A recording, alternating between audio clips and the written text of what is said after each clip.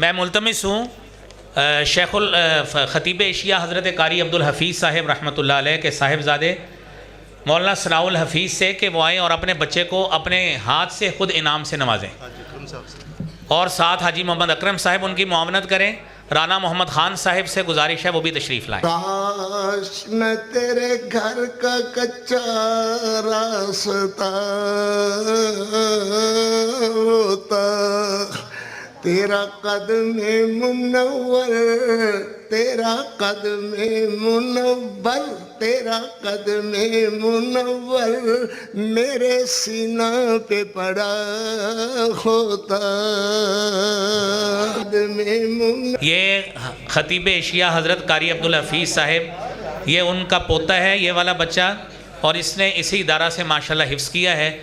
اور قاری عبدالسلام صاحب ذرا تھوڑا سا سائڈ پہ ہوں تاکہ تمام ہمارے سامعین اس بچے کو دیکھیں۔ اور یہ دونوں جو صاحبزادگان ہیں یہ خطیب ایشیا حضرت قاری عبدالحفیظ صاحب رحمۃ اللہ علیہ کے صاحبزادگان ہیں، اور حافظ ہونے والا بچہ ان کا پوتا ہے،